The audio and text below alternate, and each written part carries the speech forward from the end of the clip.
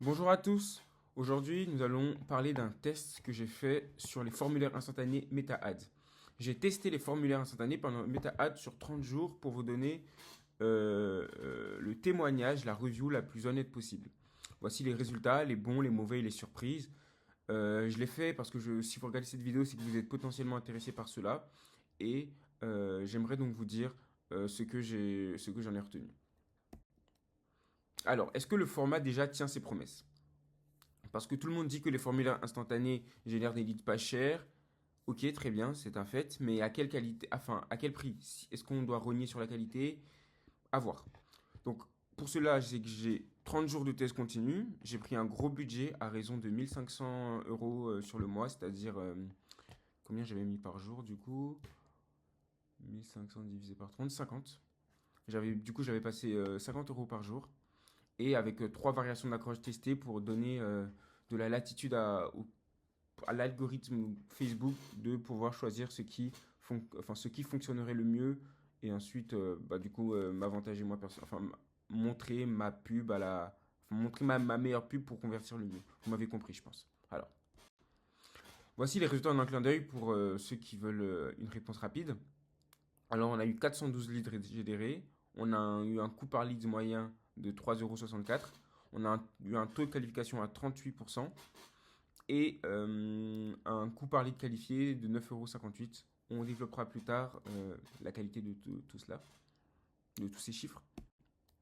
Donc du coup, comment on en est arrivé là? Du coup, je vais vous montrer le setup de départ, c'est-à-dire tout ce qui est offre, audience, budget, hypothèse initiale. La semaine 1, il y a eu une claque, je vous l'annonce en preview, disons.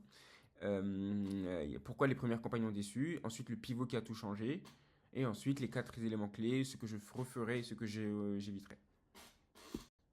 Alors, les conditions du test, premièrement, on a fait une offre, c'est-à-dire l'offre c'était téléchargement d'un guide gratuit en échange d'un email ou d'un téléphone, enfin plus d'un téléphone. Sur l'audience, on n'a pas vraiment ciblé parce qu'en 2026, on estime que Facebook a plus de data pour mieux cibler que nous. Donc on a juste mis un avantage plus large. On a quand même ciblé les âges parce que c'est la moindre des choses. Enfin, c'est le seul levier sur lequel on peut être sûr qu'on s'y connaît sur l'audience. Donc on a mis 25-55 ans et sans intérêt manuel comme je l'ai dit. Le budget, comme je l'ai dit, 50 euros par jour pendant 30 jours. Donc, ça nous a coûté 1500 € au total. Et l'hypothèse de base, c'était atteindre un CPL inférieur à 5% avec un taux de qualification à 30%. C'est-à-dire que ça, c'est les... On avait cette hypothèse-là parce qu'on voulait en fait mieux faire qu'une campagne classique. Et là, c'était les chiffres qui pouvaient montrer que notre campagne serait meilleure qu'une campagne classique, que notre campagne formulaire instantané serait meilleure qu'une campagne classique. Alors, alors, le problème, la claque du premier jour. C'est-à-dire que 7 jours après le lancement, clairement, les chiffres vont mal. On a un CPL bas.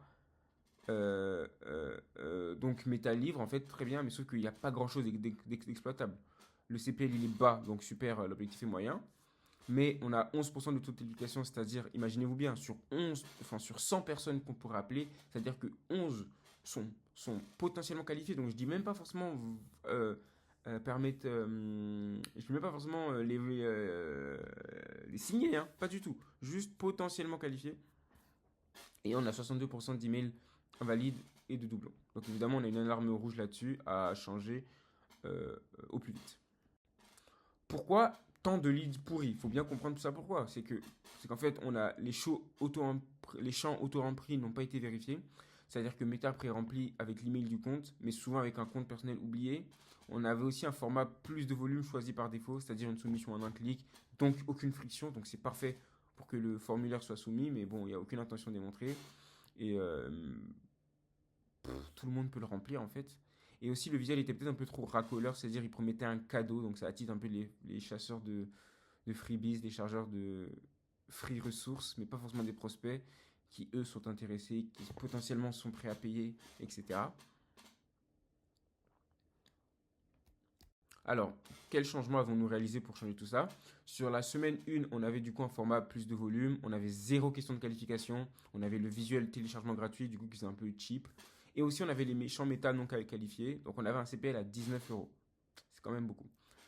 À partir de la seconde semaine, on a implémenté un format beaucoup plus intentionnel. On a rajouté une question de budget alloué pour que toute personne qui soumet le budget soit, enfin qui soumet le formulaire, on sache qu'elle soit prêt à payer et surtout le prix que nous on proposait pour notre offre. On a aussi un visuel plus orienté résultat, donc un peu plus pro, et aussi l'email est à confirmer. Donc plus de friction, mais la friction ramène de la qualité. Donc faut savoir quand mettre de la friction. Là-dessus, avec les CPL qu'on a eu, c'était très utile. C'est-à-dire que du coup, on a la courbe, excusez-moi, la courbe du coût par lead qualifié qui s'est améliorée. On est passé de 22 sur la première semaine, enfin pendant la première semaine, à 19, puis 17 jusqu'à atteindre 7. Et on voit bien qu'en fait, on a constamment une chute, même si sur la fin, ça devient compliqué à partir de du 20e jour. Ça devient compliqué à optimiser, mais on est constamment sur une optimisation. Et on voit bien que le pivot atterrit à peu près au J12, donc c'est-à-dire J plus 5 après le constat qu'on a fait à la fin de la première semaine. On a le J12, oui c'est ça. À partir de J12, on a donc en fait notre formule gagnante et on peut juste en fait accélérer. Donc, si on aurait 4 enseignements à retenir là-dessus, c'est-à-dire que le CPL tout seul ne veut rien dire tout seul, c'est vraiment le niveau zéro, le niveau bas de la compréhension enfin, du moins de l'analyse de CPL. Le seul KPI qui compte en réalité, c'est le coût par lead qualifié et pas vraiment le brut. Il faut aussi filtrer dès le formulaire. Une question de qualification réduit le volume, mais en réalité double la qualité. Donc, il ne faut pas hésiter à filtrer dès le formulaire.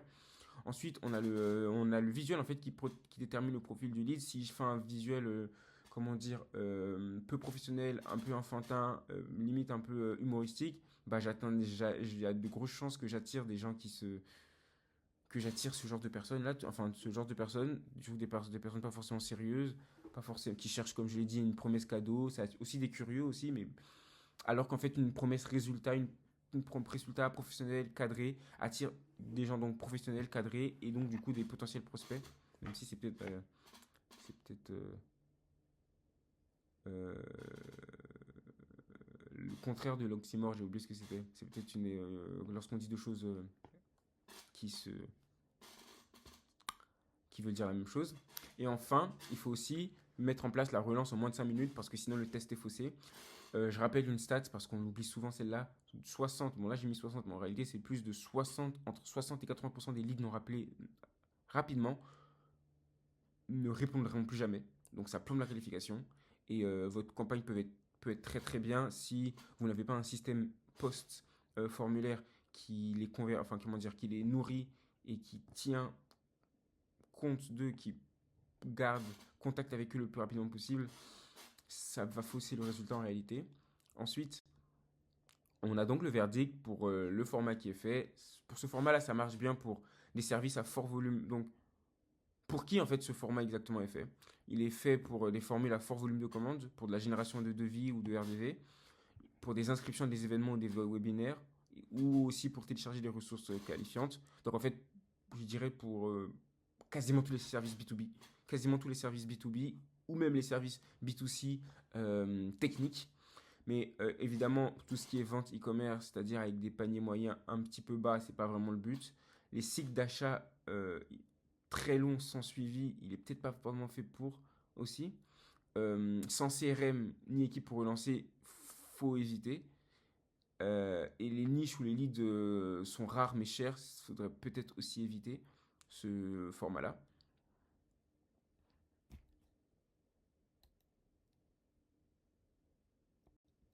Alors, le plan d'action, si vous voulez lancer votre test demain, il faut d'abord choisir le format plus intentionnel dès le départ pour ne pas être comme moi et perdre 7 jours. 7 jours, 350 euros de budget. Il faut du coup ajouter au moins une question de qualification, que ce soit le budget, que ce soit le délai, que ce soit le besoin. Il faut pas que les vannes restent ouvertes parce que vous allez vraiment attirer tout et n'importe quoi. Et surtout n'importe quoi. Faites-moi confiance. J'ai vu des choses qui m'ont fait vraiment halluciner. Il faut tester un visuel résultat plutôt qu'un visuel cadeau.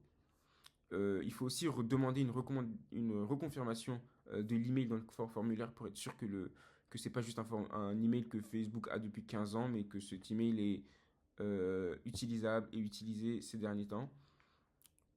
Il faut brancher le CRM ou Zapier bien avant le lancement pour être sûr que chaque formulaire récolté aille directement sur votre CRM ou sur votre Zapier ou sur votre Notion.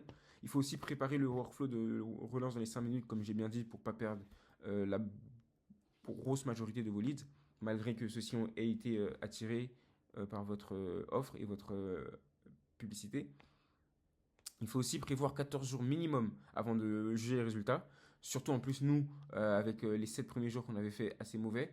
Donc, il faut quand même laisser de la latitude à Google, enfin à l'algorithme plutôt, à l'algorithme Meta pour juger les résultats et pour savoir que faire réellement.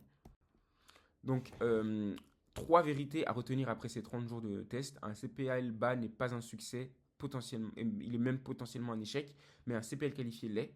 Et ce qui est évidemment un succès, c'est bien le CAC. À partir du moment où le coût par achat est bas, c'est qu'on a atteint le bon résultat. C'est qu'en fait, vous n'aurez même plus forcément réussi vos ads. Et en fait, vous aurez juste réussi tout le processus entier, le pipeline entier de vente.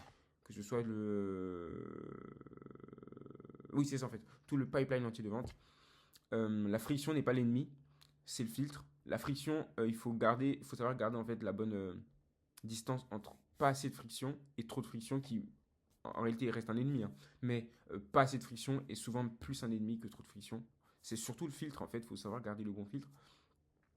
De plus, le format est assez puissant. Sans relance, il ne sert à rien. Donc il faut garder, ça revient à ce que j'ai dit en fait, il faut savoir maîtriser son pipeline de A à Z pour pouvoir proposer la meilleure expérience client aux prospects, enfin aux futurs clients. En fait, la vérité, c'est qu'en fait, en réalité, il faut traiter le prospect comme si c'était déjà un client, comme ça il se sentira tel quel et il n'aura aucun mal à payer comme un client. Donc, si vous avez des questions, vous avez mon LinkedIn juste en bas. Vous pouvez m'envoyer un message, je vous répondrai avec grand plaisir. De plus, si vous voulez réserver un appel pour analyser vos pubs Meta ou quoi d'autre, vous pouvez le faire dans le formulaire Calendly juste en bas. Je me ferai évidemment un plaisir de répondre à tout cela. Et du coup, je vous souhaite une bonne journée et passez une bonne journée en espérant que vos pubs, si vous en avez déjà, que vos pubs iront mieux grâce à cette pub. Si vous n'en avez pas, bah, du coup, vous savez déjà quoi faire pour améliorer. Mais ce qui est sûr, c'est que les pubs Meta, pour ce genre de format-là, comme je l'ai expliqué juste avant, euh, c'est souvent vecteur d'énormes leads. À bientôt.